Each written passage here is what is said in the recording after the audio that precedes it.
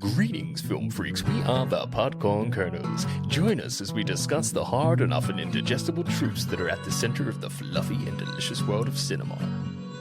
Season 2.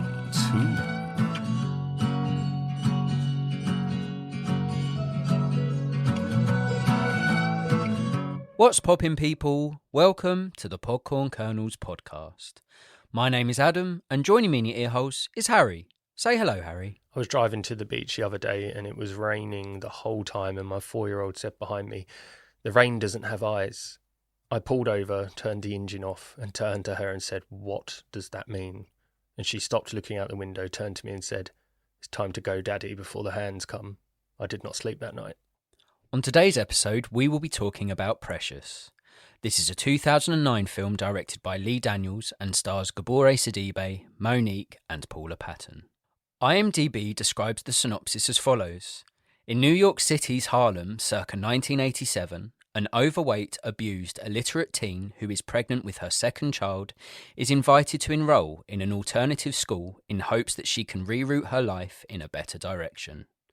Here is an original song to support the synopsis. The house leaks from the roof down.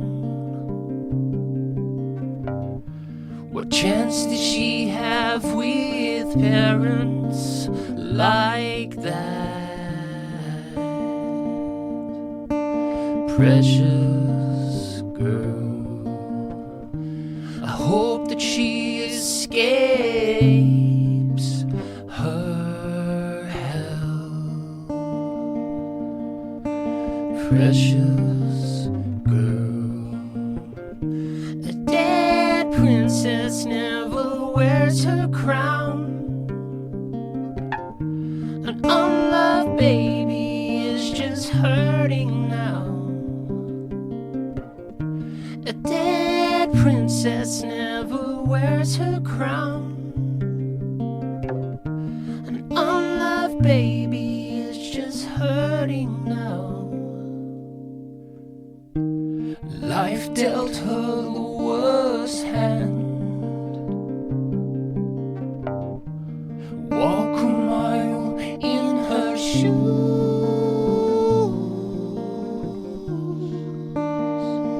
if you want to understand.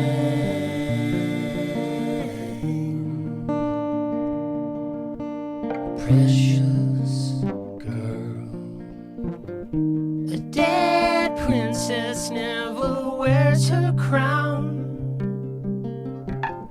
An unloved baby is just hurting now. A dead princess never wears her crown. An unloved baby is just hurting now. Let's start with some facts about the film. Monique accepted her role to raise awareness of sexual abuse. A confessed victim of incest herself, the actress had great reservations about playing the part, but ultimately found the experience therapeutic. That's mad, because she plays the abuser. Yeah. Very hard experience for someone who was abused to play an abuser. That takes layers. That takes depth.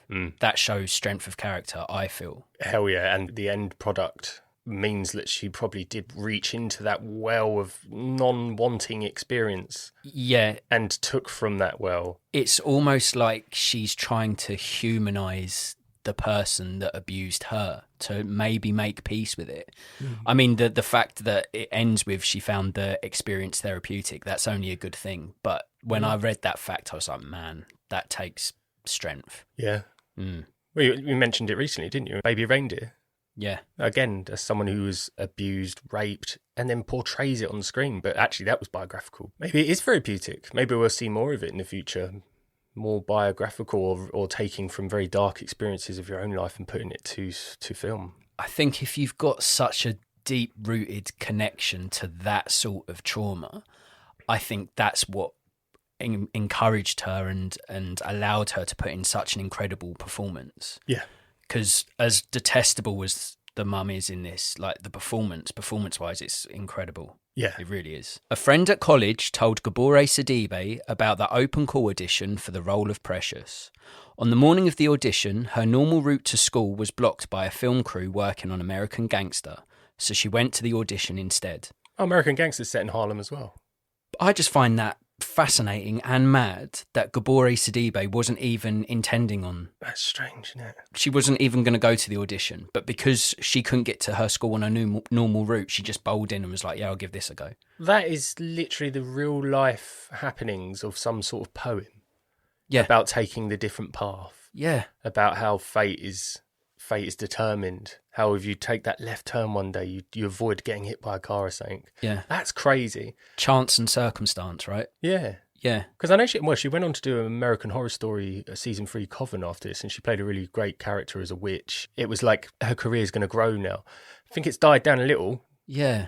But I'll get to that because I do think roles for her will always be lesser than your average white female. They will always be lesser. It's a lot harder to cast Gabore Sidibe in really captivating roles. I think Precious is a 1 in a million chance.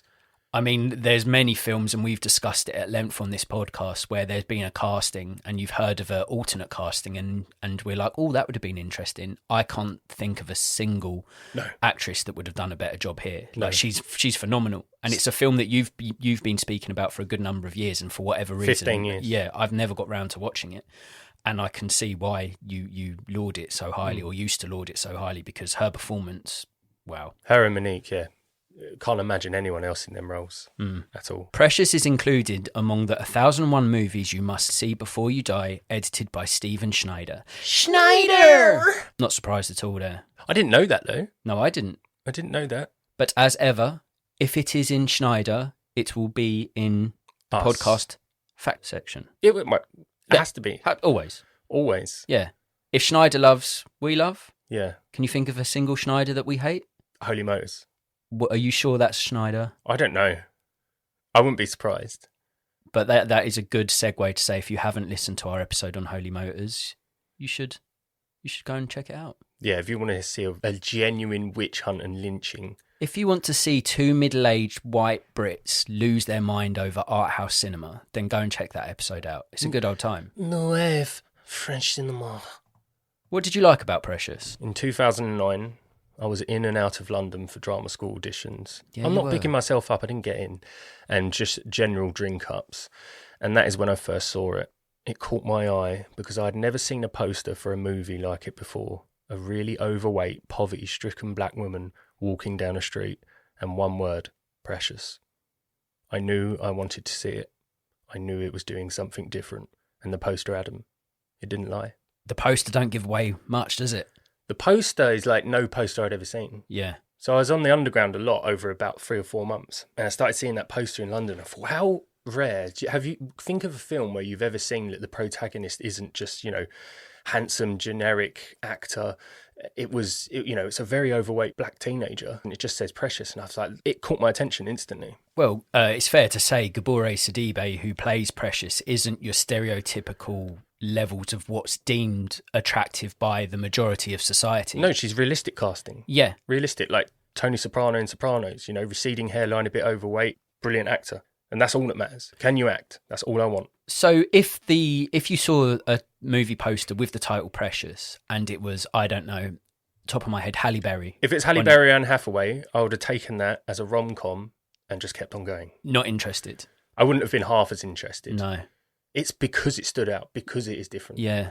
Now you mention it, I can't actually think of a movie poster that's remotely similar. What's the poster for The Whale? I can't recall it. Well, you've done it. Is it him? Yeah, I think it is him, It's him. with the thing giving him oxygen, looking over his side. I think that's Still low. the only one. But Fat suit. Yeah, exactly. That's not him in all his glory, so to speak. Yeah. This is the poster for Precious is Gabore. It's all her. Yes. Well, that's the prologue to my first like. Everything about this film, for me, is exceptional. The pace, the cutscenes whilst daydreaming about greener pastures, the grit of 1987 Harlem.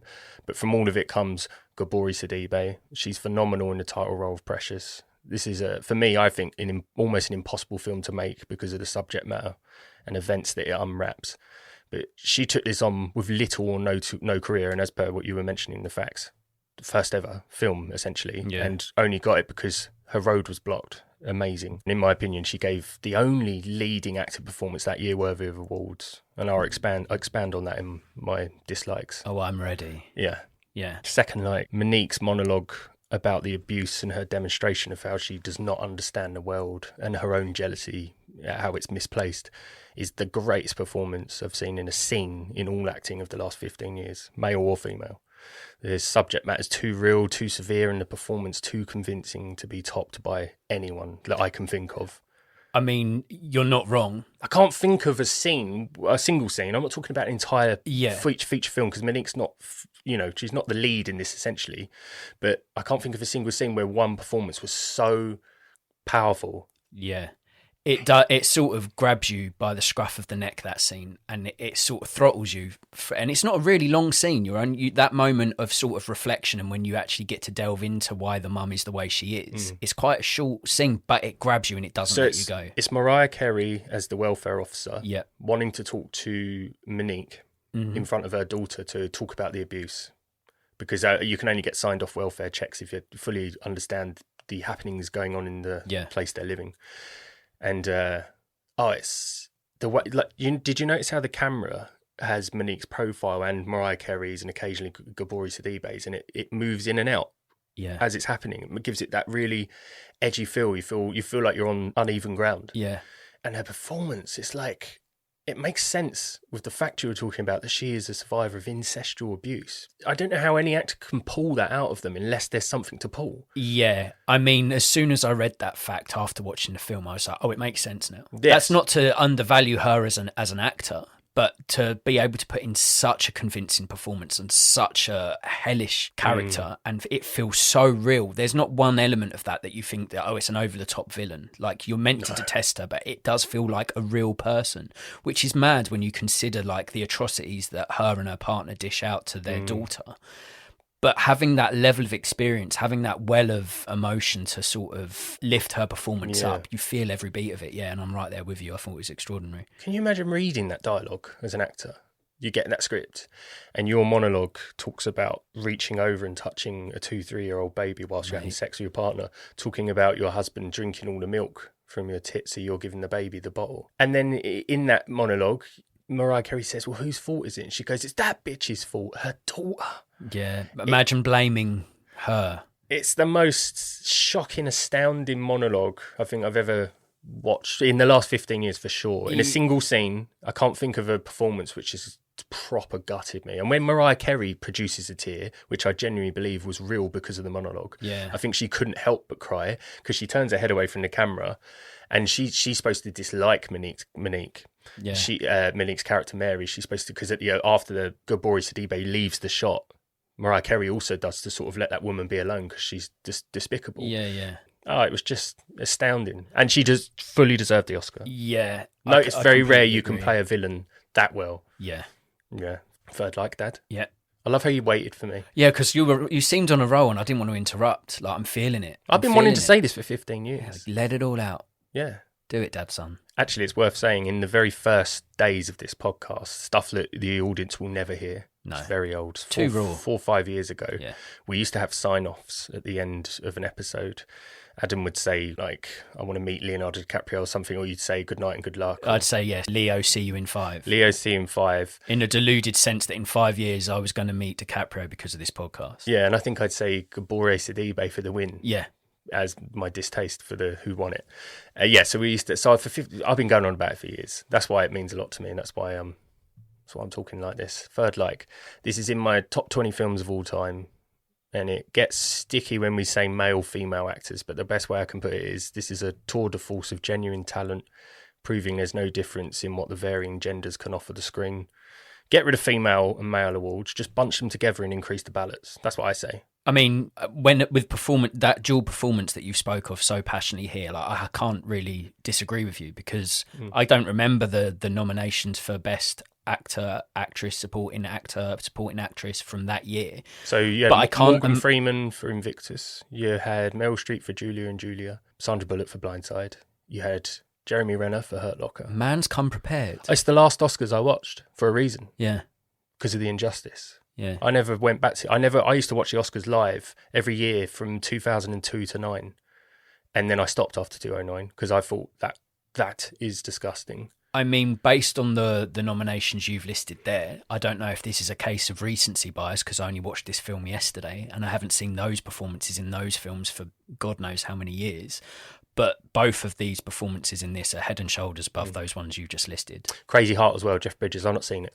That's a great film, but in terms of impact and powerful filmmaking and performances, I'd say Precious sweeps it. I'd say. Yes, I wanted you to say it because I hadn't seen Crazy Heart, and I didn't know if you were going to say like, oh man, it is the most disgustingly amazing film. Oh, don't get me wrong, it was the role that Bridges was born to play. He's fantastic in it, and Colin Farrell in support is brilliant as well. It's a great film. You should watch it. But in terms of performances, yeah, I mean, like I said, I only watched this yesterday, but Precious, both of them, like both those performances. That makes me very happy. I just want to let you know it makes me happy. Do you know what? When you're happy, I'm a little happier. Oh, well, that's good. Yeah, it's good. Last weird little, rare instance where you see names like Lenny Kravitz and Mariah Carey in a film, and not only did they not ruin the film, they fitted into it like missing pieces to a puzzle. They could both have very healthy acting careers. How good was it that they weren't shit? I know, right? When you see Timberlake's in a film or something, you're like, and then he ends up being quite funny and that, you're like, oh, I'll take that. I'll take that any day. Or when a wrestler transitions to acting, and they're all right. Yeah. That's kind of cool. And do you know what? I looked at Mariah Carey and I've never been a fan of her music. No, I was like, I'm not. Ditch the mic, love. Just be an actor. You're really good. Well, I was watching it yesterday. It was the first time my partner saw it. And I said to her, who's that? And she was like, I was like, Mariah Carey. And she's like, no. I was like, yeah. How great does she look without all the makeup? I mean, she's almost a caricature of herself in real life now. But like how she is in Precious, like I was shook. She hasn't got a huge role, but it's quite an impactful and important role within the film. It's quite an important plot device that gets the... Well, she gets us the monologue. Well, exactly. She sort of bridges that relationship and that difficulty and that struggle between mother and daughter. She's sort of that translator for the two. And yeah, in this, I was like, after watching it the first time, I was like, is Mariah Carey not a shit actor? Yeah, she's not. And then I watched it the second time and I was like, Mariah Carey is a good actor. I don't care, sweetie, you gotta tell me. Yeah. Oh, it's dirt. Yeah, she was good. And Kravitz, he played this really charming male nurse who just showed affection at the right time. Yeah. He saw Gabori Sidibe for what she was, a really struggling, poverty-stricken young mum, 16 years of old, victim of rape. He saw it and he does what he can. He gives her a $20 in a birthday card. And I just thought, you know what, it's so rare that you can see a couple of musicians just pop into a film and just like, they just nailed it. It really surprised me. And both those characters are important within the film. Like you say, they are beacons of humanity to someone that has seen little to none of that in her short life. These complete strangers are like, you've been dealt with the shittest hand. We want to help you in any way we can, because you know what, not all humans are your parents. That's all you've experienced, and you've experienced bullying and abuse. Your world is not a fair representation of what it is. The world is shit, but it's not that. Not all of it's that, because fuck me if it was. Jesus. Hell yeah, man. That's me done. Yeah, I mean, I tried to condense it as much as I could. You did a sterling job, good sir. Thank you. I've got some likes, but I don't think I'll do them justice compared to your lovely thoughts and feels. I got goosebumps. From yourself? Yeah. That's amazing. Shit. I'll go into mine, and I just love the gritty filmmaking that is raw and realistic. This film put its hand into my throat and pushed my heart out of my arsehole, if I'm being honest. Precious is so difficult to watch, but so well handled and so well put together. You know a film's power when you have this such a huge reaction to the characters almost immediately, and I did. My heart bled for Precious, and I was genuinely so angry at her mum for the way she treated the titular lead. Many scenes turned my stomach, and yet other scenes had me yelping for joy. Now, if a movie can evoke such a broad range of emotions, you know it is well made. Yeah, I think so. It's worth saying, this is a bleak film. There are moments of clarity, there are moments of buoyancy, there are positive moments within the film. There are small wins for this character you grow to love. Stealing chicken. But yeah, well, she steals chicken and she does it. She deserves that fucking chicken. And then Ralph's it in a bin. Yeah, what a waste of stolen chicken. But but Yeah, the film is bleak, but it is oddly beautiful. And Lee Daniels is a director. I haven't seen any of his other films really. I've not seen The Paperboy or The United States versus Billie Holiday or The Butler, but after watching this, I'm kind of like, you know what, that's a director I'd like to see a bit more of. Yeah. And that speaks to good filmmaking, because as depressing, as bleak as this film was, I can't sit here and go, I don't know if enjoy's the right word, but I feel like I grew watching it. It's one of those films where you're not entertained, but you certainly take value from a film like this, and it makes you take stock of your own life and realise that the things that you're struggling with, it could be a lot fucking worse. A great point. I mean, like, there's films that I really love and I never go back and watch because they're too much. They're just too bleak. Son of Saul is a little example, but with Precious, every 4 or 5 years I do find myself watching it again. That must mean it is a well-made film, because it's hard to go to a bleak subject, but deep down you want to see her get out of the hell. Yeah. And there's these amazing cutaways in the film where she's daydreaming about her mum being a nicer mum. There's a brilliant bit. You remember when she's daydreaming at the telly and there's some Spanish television on? Then she imagines her and her mum in a Spanish room, and the mum's really affectionate physically, and in her demeanour she's affectionate, but the words are, "Eat, you fat whore." Yeah. Eat. Yeah. Really brilliantly odd. It's clever, because it's like she's able to use her imagination to escape the hell of her reality, but not so much that even when she's doing that, the language used is still so hurtful and horrible. Yeah. Because so she's able to sort of distance herself a little from it, but she can't do it the whole way, because the dialogue's still brutal, like you say, calling her a fat whore and stuff. Yeah. It's just, Because she was raped. Yeah. By her boyfriend. So dark. Her dad. Yeah. AKA, yeah, you've landed the point. Yeah, I think another thing I loved about it, you've touched on it already, but it's worth saying again, is marvellous Monique and stunning Sidibe. Monique was absolutely superb as a detestable character that is so easy to hate. Now, when an actor puts in a performance that made me that angry, I sometimes forget that is a result of a performance that is doing exactly what it's supposed to do.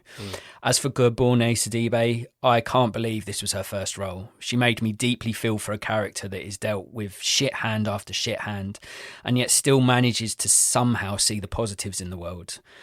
I kept thinking about those dual performances in this one for days and weeks after watching it for the first time. Now, I watched it the first viewing a good few weeks ago. We went to the pub, spoke about it, and from that point until the second viewing, I found myself almost on a daily basis thinking about this film some way or another. Must be the performances. Yeah. They stick, don't they? They stick in the eye. That's not to say I think it's a perfect film, but it's a memorable one. Performances wise, like you, it got me looking inwards. It got me thinking about other performances that topped it of the films that I've seen recently, and I struggled to find any, because it is that powerful.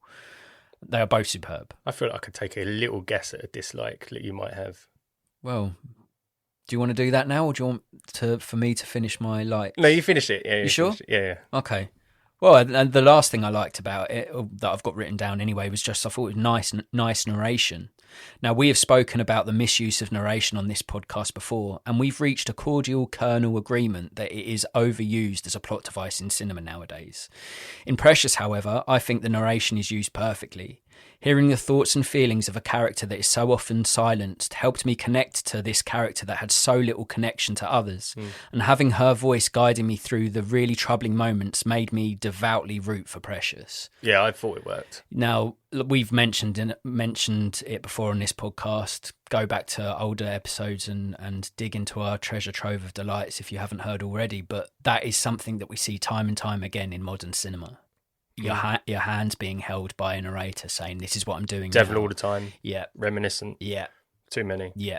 But in Precious, it's like I needed that narration. If I didn't have that almost soothing voice of Precious sort of saying, I've gone through shit, but I'm still strong. I'm still doing okay. If I didn't have that narration in there, I don't know if I would have connected with this one as much as I did. An example is, so Precious in a scene is in the living room and she's shouting up to her mum, "I'm hungry, I need some money to go and get some food." And her mum's masturbating upstairs. And then you hear her mum say, "Come take care of mummy, Precious." And in the voiceover, you hear, "I'm sick of this shit." Really good. She literally says, "I'm sick of this shit," in her head. Yeah. And she goes upstairs and fulfills her mother's wishes anyway. That's the abuse. You know, it's abuse is so normal to her. Fulfilling her mother's wishes is the singular most nicest way you could have put that. Yes, you deserve credit for that. Well done. But that, yeah, I mean, within this film, like, just when you think it can't get worse for Precious, it does. Newsflash, it fucking does. It does. And it's hard. She gets the bug, didn't she? After she gets out, she gives birth to her second child from incest. She gets told she's got the AIDS. Yeah. She's got the AIDS. When does it stop? And that her daddy died of it. Yeah. And when she asks her mum, have you got it? She goes, no. How do you know? Because we never did it in the ass. That's some uneducated shit right there. Yeah, that speaks to the ignorance of her as a character in Hull, I'd say. Well, I would say her life couldn't have been much different. Yeah. But her mum seems nice. The gran in it, she passes judgment with her eyes. She doesn't agree with the daughter. Yeah, but she also doesn't speak up. Yeah, she's a coward. Yeah. She's scared of her. I mean, her daughter's formidable. Before you go on to your dislikes, you've piqued my curiosity now. What do you think one of my dislikes is? If I know Adam John, I would say that one of your dislikes is the squawking, barking women in the class that are sort of Precious's friends, but they're a little grating. Right. I want to know if I got it right. Full disclosure, and if the audience are interested, if the listener's interested, when I watch a film, I write notes in a notepad, A4 notepad, and I fill it with He's likes hoping and to dislikes. sell it one day. Well, yeah, fingers crossed. If we make it, someone might give me a $5 Oh, for it's tidy. It's very neat. You'd buy it and definitely be intrigued by the mind that did it. Now I thank you, because that compliment meant the world. But that dislike didn't make it into my final 3, but it has made it onto the A4 list of dislikes, because they were grating. They were great. Not all of them. I enjoyed it because you will have a small class for special needs, and your people will be taught, and they do exist. And I think they were important to help Precious grow and come out of her shell. Yeah, I mean, it's worth saying they're not a class of special needs people. They're a class of people that have struggled with education for many different reasons. They're all dealing with their own form of isolation. Learning disability. Well, yes, because they have. But I don't know if it's a disability and you can resolve it by learning. I think they didn't do their education. They didn't go to school. Exactly. So there's points in their education that they haven't learned because of missing school for a number of different reasons. And I think those characters, they are mildly grating on me as an individual, but I do think they're important to the film because they also teach Precious that there are good people out there. There are people that you can connect with. Like, your struggles are fucking top tier Premier League shit trauma. Like, you've got the shittest hand imaginable, but there are other people out there that have been dealt with shit hands as well. And the fact that she can sort of confide with those sort of people has sort of helped her on her journey. But I did love some of their dialogue though. Like, even after Precious has just been brutally attacked by her mum, and you think for a part of the film that she's potentially killed her baby by falling down the stairs. Anyway, she goes to the class and the teacher's trying to get her accommodation, get her out of that abuse hellhole. And Joanne, this character, comes in and laughs because there's blood on the baby's blanket. And she goes, "Oh my God, why is there blood on the baby's blanket?" And it's funny because it's kind of like the sense of humour in them sort of really stricken, run-down urban centres like Harlem. The sense of humour has to be different. Yeah, of course, yeah. It's got to be. You've got to laugh because life is a bowl of shit and you're all eating. Yeah. And guess what? Bowls of shit don't taste nice. It don't. There is no seasoning to make a shit good. Interesting thought. Paprika salt. Reckon? Nah. What didn't you like about the film? Not enough people see it for its genius. I think it's a film people don't want to see. They want their over-the-top, exaggerated chuck and fuck cinema, and this ain't that. Here it comes. This sticks in your eye. And that's why I think Hollywood at the time preferred honouring a very average old goat with the Academy Award for Best Leading Actress in that white saviour piece of shit film, The Blind Side. There it is. Sandra Bullock should have hung her head in shame and refused the award. Here he goes. The irony is, one film opened eyes and the other one references the lack of sight. When blocking a quarterback, well, the MVP and quarterback that year was Gabourey Sidibe, and Sandra Bullock was just handing out hot dogs. Fuck off. He's done it. That's it. We was all waiting for it. And when I say all of us, me, because I knew that was coming. And I was, you know what? Because you've made that point to me in the past before I'd even seen Precious. Oh, did I accidentally see it? No, but it was in the back of my mind. But I go into every film my own person. And I'm like, because I've learned through doing this, through doing an Instagram account reviewing films, I've learned that you can't be swayed by other people's opinions. You've got to go into every single film, regardless of what people are saying it is, and watch it as your own person. So I did that with this. That being said, early doors, I included it in my dislikes, and I was like, I don't think I need to touch that dog because Harold will take that dog for a good long walk. And you did. I stopped watching the Oscars after that, mate. Yeah. I thought it was awful. It was a real disservice to cinema, and I think it happened because they were just honouring an old dog, rather than looking at a young talent that actually just gave an exceptional performance that highlights abuse. We're watching this white saviour piece of shit, which has since then, the lead guy, Michael, who the character's based on, in The Blind Side, has come forward to say it was nothing like that. Yeah. It was nothing like that. Like, so even the source of The Blind Side's, where the story comes from, is actually tenuous. It's not concrete. Yeah. And I find, the more and more it goes on, any film fan worth their grit, sit them down, make them watch both them films. I guarantee you, if they have good taste, which is obviously ridiculous because that's subjective, I reckon it'd be 95% Precious, 5% Blindside. It's got to be. But the thing is, you say it's subjective. I honestly think watching this, and I only saw Blindside for the first time within the last couple of years, I'd say objectively Precious is the better film. It does so much more than The Blind Side does. The Blind Side's, like you say, pretty generic white saviour trash that we've seen time and time again. It was a true movie. And by that I mean, so true movie is a diss in the UK. I don't know if it's the same in the US. They might call it what's their Hallmark? Hallmark, yeah. So to me it's a true movie. It's one of them. It's one of those really low budget crap 2 p.m. broad daylight August films that will be on your nan's television at 2:00 in the afternoon in Hampshire. Yeah. It was Dangerous Mimes, but American football. Yeah.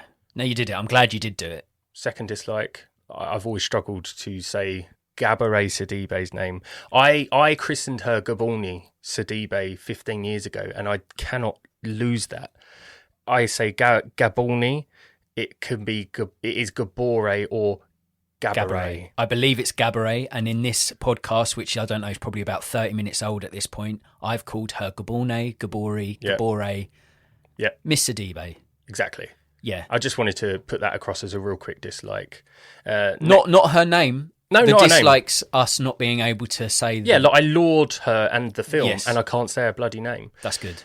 Last dislike, and I mentioned it briefly at the start, was that Gaborni may not see an Oscar in her lifetime because the roles available to her will be slimmer than those offered to old farts like Bullock. Characters like Precious are unique and rare and should be lauded. Should be celebrated. She should have got the Oscar. I would love to be in a world where they don't hold an annual event, a big ceremony, but there's like Oscars in hindsight, and then the Academy can go and be like, you know what, that year let's be honest, we gave it to Sandra Bullock for time served. The same with Leonardo DiCaprio getting an Oscar for Revenant. I think he was brilliant in the film, but I think he's done better performances. It wasn't the one that should have got exactly. an Oscar. And Scorsese getting it for The Departed. What? That's madness. I do think they should do a hindsight Oscars where they'd be like, you know what? Yeah, we fucked up. There was some old codgers doing the Academy results and they fucked up. So you know what? In hindsight, yeah, Gabourey Sidibe deserved it for Precious. Here you go. Yeah. Here's a post. They should just get 300 of the world's greatest critics to do it. We'd be there. Maybe one day. Maybe one day. Hope. In a film about hope, you gave us a little hope. I was Pickle Rickin at the time. You did it. I was going... That's me done on my dislikes, mate. I go into mine? Yeah. Tough watch. Yeah. Precious throws so many devastating blows that I felt emotionally drained throughout and after. This is a story that takes you through the ringer before showing any signs of the lead character being shown base level human decency and respect. Now, the themes at play here are absolutely soul-shatteringly brutal. That it had me hugging a cushion throughout. It made me feel horrible, it made me hurt, it made me angry, it made me sad. Now, these are all feelings that the film wanted me to feel, and it deserves huge praise and credit for achieving all of these goals. Precious is a powerful film with plenty of purpose. This being said, I can see how this film could be triggering to many. You're human, mate.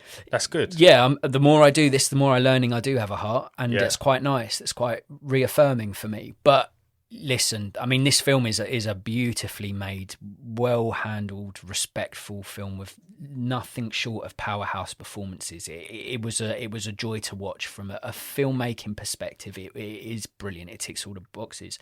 That being said, it's a fucking slog. And if you are a survivor of abuse or incest or any of these themes that are shown in the film, I could see it being really hard to stomach. So I think films like this in this day and age certainly could be therapeutic, though. You're like not Monique wrong. said. You're not wrong. And I think nowadays the term trigger warning and things like that are thrown around too easily. But this is certainly a film that potentially should come with one, because I could see it fucking up a lot of people. Totally. But yeah, it's just so it's one of those films that stuck with me for a long time because it was deep and it was bleak.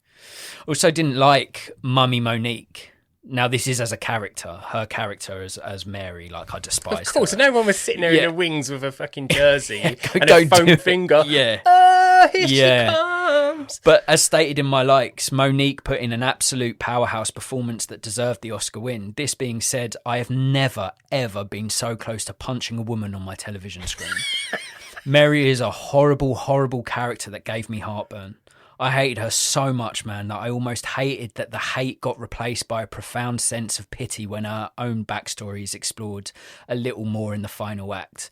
Now, it's an amazing performance of an arsehole character, but I fucking was raging. And if I'd seen more of the dad, I would have been raging about him. I was raging about him, seeing his little pot belly vass up his cock before he goes and does hideous things to his poor fucking daughter. All right, you're in an elevator. You've got Monique, you've got Joffrey.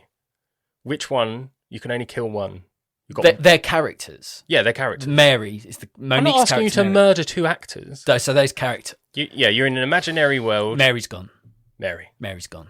Mary. Joffrey is just he's a dickhead. He's a little prick. But like little torturous, genocidal, daddy beheading cunt. Mary in this, not only does she allow... Well, Mary's real. There's real Mary. Exactly. And not only does Mary allow her partner to do that to Precious, she also then abuses Precious herself for mummy minge times, and that's just fucking rough. Mummy minge time. She says to Mariah Carey, doesn't she? She goes, "You're talking about me abusing her? Well, that's because who's going to love me? Who's going to love me?" Yeah. So she looked at her options, which was a cat or her daughter, and went for the fucking daughter. I mean, go for the cat, put some peanut butter down there and let the cat lick it off with that wiry tongue. Or just get your benefit ass working yourself and flick your own mouse.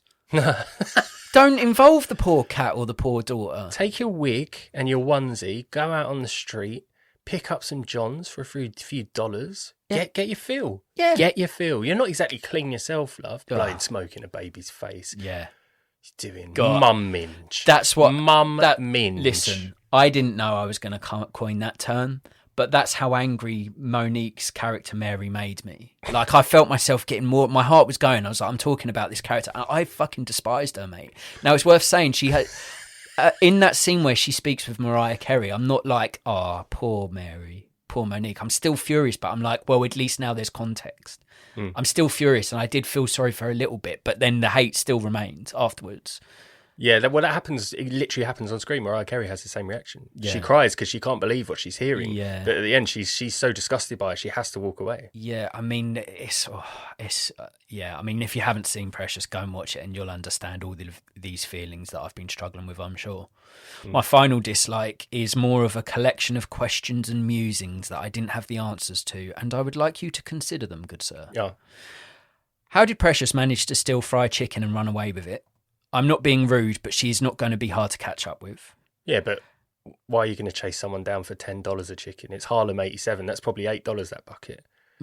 Okay, I'll allow that one then. That one can slide. They could have caught her, but at the same time, it's like, damage done, innit? She ain't got the money, and she's already put her hands in the bucket. What are they going to do? Maybe they saw her running, was like, you know what, let her have it. And it's 87 Harlem. Do you think the police are going to turn up for a missing bucket of chicken? All right, you've answered that one. I'll take that one on the chin. How did Precious get an A- in English when she couldn't spell day? I thought she got an A- in maths. I think she said English. The thing is, after our last episode on Reservoir Dogs, I made a big mistake. No, she mentioned, she says it. She goes, I got an A- in English and I didn't even have to write anything down because the teacher liked her. She said she got an A- in English and she didn't even have to speak. So yeah, I don't know how she the teacher liked her. Okay. Well, you've answered both so far. Because she imagined him, didn't she? Like, she saw him as her white saviour. Yeah. She looked at him like the white knight. And I think it's because... And if you see in the classroom as well, she's a bit of an enforcer. The kid's being rude to the teacher, stands up, slaps him around the head. Yeah. So it could be it could be that. I don't know. Okay. Next point. Why was the grandmother so chill with her daughter being a tyrant? Now, you've answered that already. She's a coward. Yeah, but her daughter's formidable. Like, her grandmother will pass... Like, Precious says in the voiceover, I couldn't even go live with my grandma because she's scared of Mary. She's scared of her. And you can be. Like, her daughter's horrific. Horrific. She calls a baby with Down syndrome a mongoloid fucking animal. Throwing its fucking sweet on the floor, the fucking animal. Yeah. Like, I don't know how she, like, threw it on the sofa because it looked totally real. Like, she literally, like, aggressively throws it on the sofa. She yeets a baby. She yeet that bab. Yeet. Yeah. Well, shall I continue with my like dislike questions? Because you're smashing it at the moment. Why did the mum sexually abuse Precious too? But that wasn't mentioned in the reunion scene with Mariah Carey. Now you kind of have touched on that because she does say, who's going to love me? Yeah, because so it's briefly touched upon. First time I watched it, I didn't catch that part of the dialogue. Watching it, this is probably my fifth time maybe watching it. I caught it that time. I heard it. She goes, and because she throws it in really quick, but she goes, and when you talk about what I did to her, it's because who's going to love me? Yeah. Like, it's subtle. Yeah, but she treats her daughter like an animal, so she doesn't see her as her daughter. She doesn't love her. She sees her. All she sees, she misplaces jealousy. She doesn't understand that her daughter should be cuddled, hugged, and treated like an absolute princess because of what she's been through. She sees that she stole my man because she's very, she's unintelligent. She's product of an abusive relationship. She's how it can go when you don't have a loving mother. Like, it's just really bleak character. Why did Nurse Kravitz kiss patient Precious? That is not allowed. I'm sure it just pure empathy, wasn't it? Pure empathy and sympathy. You got to remember, it's not now. There's not all that. There's not all that, the slightest touch or look or anything, or like World Cup's kiss from the Spanish guy that caused a storm. It's not like that. She needed a hug. She needed a kiss. He's a doctor, and he's just a good dude. No, but you can prescribe affection. Ooh. Of course you can. Ooh. Like, she needs to know that life is not in them four walls of her dirt mum. Yeah. She needs to know it's not all that. And he only kisses her on the forehead. I could do with an affection prescription. I love that. If Lenny Kravitz leant over to kiss you on the forehead because you were in hospital, you'd be like, that's not allowed. Yeah. So maybe I am a robot. I've gone full circle again. Yeah. Why is everyone else so horrible to Precious? Even complete strangers are arseholes. Precious is horrible to the little girl in the alley. Yeah. You talk about you talk about knowing of bullied bullies. Yep. Bullies. Yeah. Yeah. Like, I don't know. Who else is horrible to her? All her friends are quite nice to her. The street youths that push her over. Yeah, but that would happen if because she's a big girl. Yeah, but you don't even have to be big. She could have been thin, but wearing the wrong trainers. Like, they're gonna start at first. They say, "Let me get a piece of that arse," and because she don't respond, they use that as I don't know. Why did I laugh when Precious fell down the stairs? What, on cracked her baby's head? That's fucking evil. Didn't crack its baby's head. Did. It shows the footage. She falls, and it implies when she's on the train covered in blood, the whole audience is supposed to assume that the baby's dead and she's carrying a dead baby. Watch it. You were laughing so hard, you didn't see that the lump actually hits the floor. Okay, yes. And they imply that the baby's dead and she's walking around with a dead baby. Well, thank God it's not dead. I will say this. They were all started off as rhetorical questions, and you've answered each one superbly, good sir. So no, I well like done. them. Oh, that's fun. We should do more of that. But I'll do it for you if I don't know. I did crease myself when she fell, both times. I've got this horrible thing. I've seen people in real life stack in front of me, and I've not been able to contain my laughter. Like, yeah. I'm a terrible person with that. I was walking with a friend in Epsom, and there's this alleyway. Someone came out of the alleyway, and it's like they flew out of the alleyway because they stacked with two bags in each hand, face first onto the pavement. Everyone was like, "Oh!"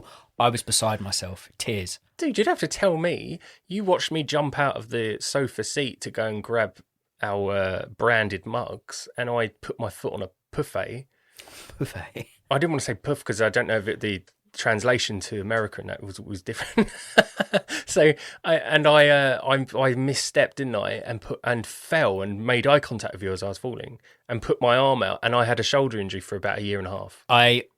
Not to be horrible, I do feel sorry for you that you've hurt yourself. I pissed myself laughing, and when I'm down, That's in my bank of things to cheer me up. And we were walking to a field once to play baseball, and there was a hole in the grass, and my foot's gone in it, and I knew I was going, and I went, I'm falling, and I literally rolled on the floor. That's some of the best memories I've got with you. Are you falling over? It's fair to say that I'm about 10 stone heavier than Adam, so when I fall, it is comedic. When he falls, it's like a wisp of wind. Oh, I'll take that. I've just always had this thing in me when I see someone fall. I've got a very base level sense of humour, I think, on some things. When I see someone fall, I was at a boat party for my partner's friend's birthday, good 9 years ago or something, and she was on the boat and she was dancing and she stacked into the water. No, on the boat. Oh, piss myself. Think about that often. She fell down 3 stairs. She fell down 3 stairs at our place, and she had a hoodie on. 2 occasions. Yeah, so my partner's 5'2". She's a smaller lady. She had a hoodie on, which swamps her anyway. She fell down the first 3 stairs, and it's like she paused in the air, defied gravity in this huge hoodie. Now, these are all moments I think back on with great pleasure. I just remember them and laugh. If you watch the film or you have seen it, I don't know anyone that was ready to laugh at that stage. Her baby had just been thrown on the floor. Yeah. She just had a fight with her mum and she was going downstairs and a TV almost kills her. I know Adam found time to laugh. This is a personal deficiency I have. I laugh at people falling over. And in this film, both times, it's just because she's a big girl and she falls hard. I didn't realise the little babby cracked its head open. I feel bad for the that. film wants you to think it has. Oh, okay. Wants you to think it has. So, you even hear a crack. I was too busy cracking up. If the baby would have died, I don't know if I'd have liked the film as much.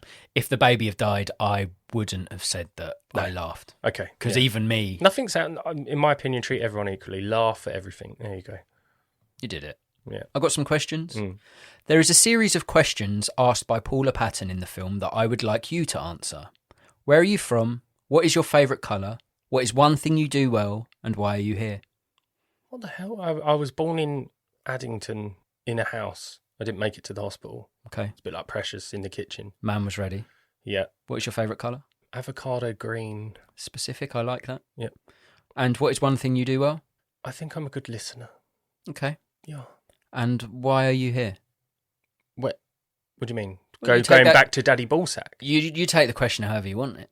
Why are you here right now? Or why are you on this earth? I'd rather not be. I mean, I've hit 36 and the rest look kind of bleak. Okay. Kind of bleak. I'm just here to make sure the child makes it to university. That's good. That's it. You pulled some hope out of that really despairing moment. Well done. And just to add to that, if I ever get diagnosed with a terminal illness, before my strength goes, I will fly to Nepal, take off my clothes, and just walk as far as I can up Everest before I just freeze to death and become an ice cube on the mountain, preserved forever. I'll come with you. I ain't dying in a hospital bed. I'll come with you. Yeah, come with. Document it. That's the thing now, isn't it? I'll be naked with you. Document it. My journey with my friend. Oh, it's Oscar-winning documentary. He filmed his friend freeze to death. It was brilliant. Starring Sandra Bullock. As Harold. And directed by Greta Gerwig. Oh. What mistreated character did you most root for in a film? Precious.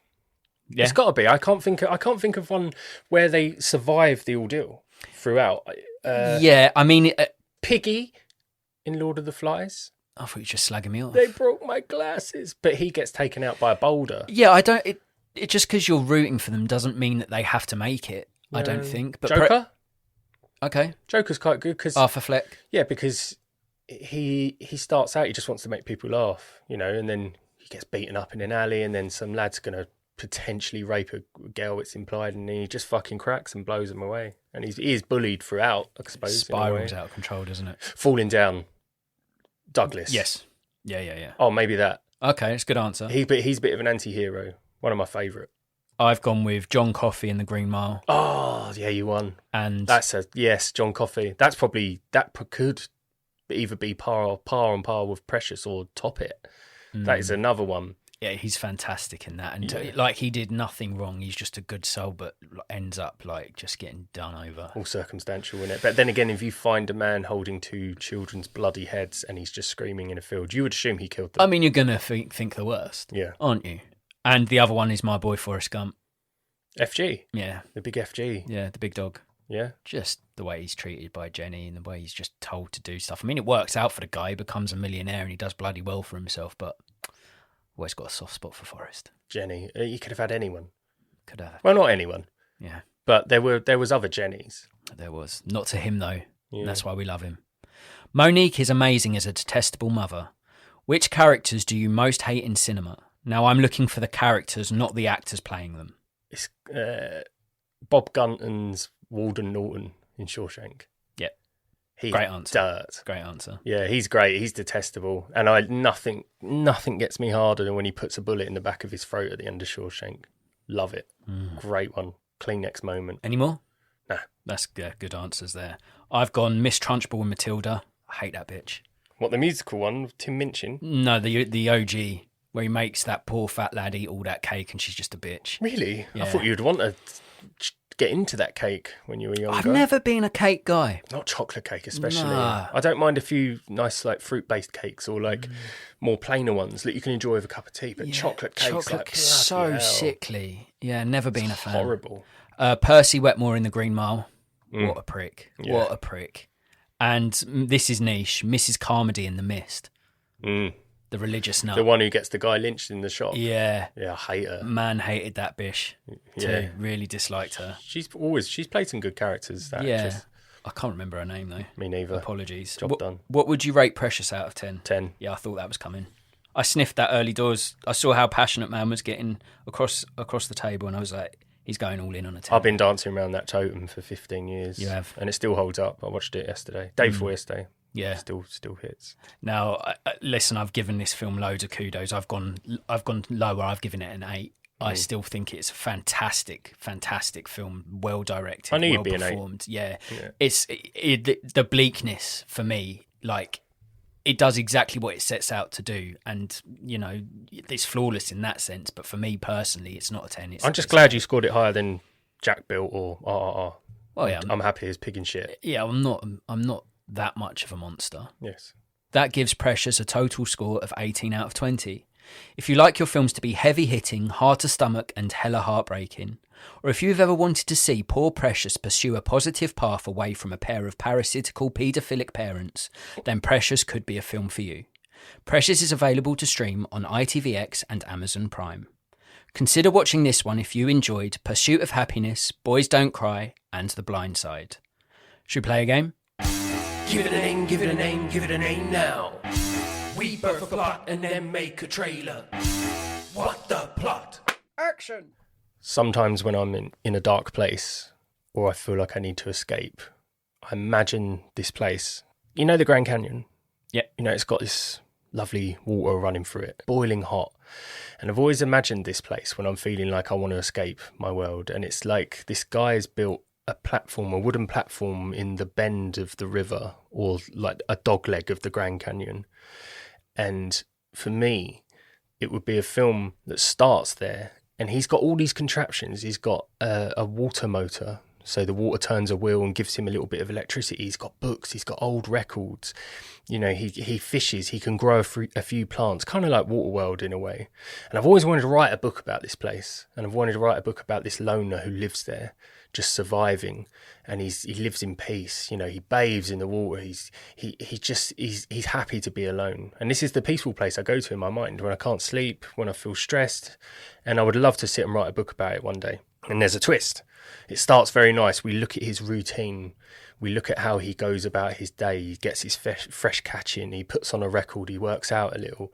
He drinks loads of water because it's so hot. It's Grand Canyon, and their temperature's risen because we're in the future, by the way. It's a bit further into the future. Society has obviously gone awry because you can't just build a house in the Grand Canyon in the bend of a river. So it's post-apocalyptic. It is, but to us as a film watcher, there's no epilogue. There's no Okay. what's the prologue? There's no exposition. You don't know why he's there or anything. So you don't know the whys, whens and hows. We just know it is. Goes straight into, kind of like Day-Lewis at the start of There Will Be Blood. You see him open a well all on his own, no talking. He's just chipping away. This guy's existing in this part of the Grand Canyon, and for whatever reason, I don't know, polar ice caps, rain, there's still a good amount of water coming through. It's fresh, he can drink from it, strangely. But let's say, for instance, the rest of the world's gone to shit. Yeah. He doesn't even really know that. He escaped at the right time. He just got out of it. And one day, say 35, 40 minutes into the film, very slow start to the film, a body floats past in the river and he sees it. He watches it go by and he thinks, where has that come from? What's happened? And then 2 or 3 more go by, and then the last one goes by and it makes a gurgling noise. And he thinks for a moment, do I save that person? Do I help them? I don't know what to do here. Like, I wasn't expecting this. Yeah. Anyway, he hooks them in, pulls them up, and they're out of it for 3 or 4 days, and he nurses them back to health. And when they get up, they're in an absolute panic. It's like, where are we? Where are we? He's like, you're in the bend in the canyon. Like, you floating down the river, and there was bodies and stuff. And the guy's like, we got to go. They're coming. They're coming. Ooh. He's like, what? I'm not leaving my home. I built this. This is my place. Like, he's got everything. He's growing plants. He's got water, everything. Yeah, he's living, and he's just spending the rest of his days not procreating because he can't, but he's listening to music. He's educating himself, and he's just living out the rest of his days in blissful peace. But this person's like, they're coming. That's why you found me. We were running from them. We got pushed into the river by these raiders, and that's why the other's dead. But this lucky bastard survived. That could be a woman, could be a guy. Actually, the survivor. Maybe a woman is best. To just for the dynamic. Yeah. And essentially he does decide, okay, it's time to go. So they grip hook rappel their way up the canyon to get onto the flat surface. So they're leaving the canyon for the first time. And they begin a journey to get further out because they know they're coming down the river. And anyway, they find its place. They take everything from it. They strip it, they burn it, and they go up the same track and they follow them. And it's almost like a road to nowhere. They don't know where they're going, but they had to go. And he leaves behind his peaceful world and goes with this survivor on a journey where they're going to be pursued by cannibalistic, raping mofos. Oh, yeah. So I like this. I would love to live there. I would love to live there. World of cannibals. No. The sound of running water, boiling hot heat. But I've got green plants around me because I grew them. There's shade, and I'm listening to tunes. I would love it. It's the place I go to in my mind. And I do want to write a book about it, so don't steal it, please. No one. Yeah. Put a vocal pattern on it. Boom. Copyright. I don't know if that's the law, but we've just copyrighted your idea. Boom. That's ours. You can't touch it. I like that as an idea. Well, it's Waterworld in a river, so I don't think anyone's going to really go for it. I think they would. Yeah, all right. I like that idea. I like a post-apocalyptic. Now, I've got some thoughts and feels. I like that. So our lead... He obviously knows what's happened to the world and he's taken himself away. And as far as he's concerned, is he like the last surviving person? Is he aware that there are others? In his world, he might as well be. Okay, so he is unsure. He doesn't know if there's more. Well, I think he was always alone. Okay. I don't ever want him to have a photo of a wife and kid that are no longer around. Yeah. I think he was always a loner. So half of this film, we're seeing how this guy is self-sufficient. We can see him overcoming obstacles similar to how Tom Hanks does in Castaway, whether that be a bad tooth, whether that be shelter. We see him deal with his own personal peril trying to survive. I like that idea. And zero exposition, no flashbacks. We're going to have to take from what he has in his little house as to what he might have been. So I what I like about this is you've got the first half of the film sort of encouraging the audience to be patient, so they're not in the know of the whys and the whens and the hows and that. They've just you're being told to just, this is a guy, this is him living his life. Then the second half of the film, you see a character discover that he's not alone. There's more out there. And then the film traverses this like, well, this guy's quite happy here, but he's got to set foot elsewhere. Yeah, because they're coming regardless, and he can't defend against them. And he has no idea what they are. I mean, we as an audience, you could even be like, well, this person could be bullshitting. There's no one coming. They just want shelter. They could be good, and the person that's been pulled out of the water is the bad guy. Exactly. So it's one of those great ones where it asks that question. If you've been alone for so long, how can you trust anyone else but yourself? Ooh. So I quite like that. This is my wheelhouse. I love these sort of films. And, you say to me post-apocalyptic, you say slow burning. I can't see another director other than John Hillcoat. He did The Road and he'll be doing Blood Meridian. So he's got post-apocalyptic experience. So he's got a little love affair with Cormac McCarthy. It feels like that, yes. And I just think I thought The Road was bleak as fuck, but a really interesting take on the post-apocalyptic world. So I'd have him at the helm. And in terms of casting as this isolated figure that lives in the Grand Canyon, now this could be a case of recency bias, but I'd have Cosmo Jarvis. Oh, love from, that man. Shogun and Calm with Horses. We know that he can play a strong, quiet type, and I'd love to see him at the front of headlining a film on his own, because I think he's got great charisma, great on-screen presence, And he's got a face. He does have a face. Got a That is face. a stone cold fact, sir. Mm-hmm. So I'd have him in the lead, and as casting, I would have the washed up stranger as a female. I'd have Mia Goth from Pearl, X, and Infinity Pool, because she can play villainous quite well, but she can also play victim. And I like the idea of Cosmo Jarvis' character being unsure of this washed up stranger and being like, do I trust you? She has a great look. I've not seen Pearl X, but I've heard big things about it. Yeah? Yeah? Oof. Yeah. It's one of those films that sort of people have jumped on the bandwagon and been like, oh, this is an amazing slice of horror. It weren't for me. Okay. She's great in it. She's great. Like in both films, she's a really energetic presence, and she was enjoyable in both those films. But as a whole, it's your basic sort of slasher 1x1 type film. Her credit and character name should say The Stranger. Yeah.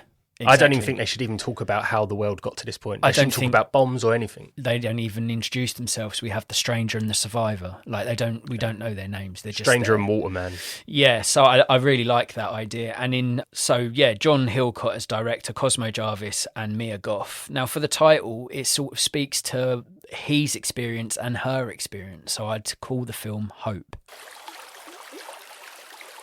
I live a simple life. I tend to my plants. I keep fit and healthy. I eat well. I am self-reliant, strong, and strict with my routine. I've always lived a life of solitude. I've always preferred my own company. It's only recently that I've felt alone. I suppose that the end of the world will do that to you. A new slice of bleakness from John Hillcoat. Hope.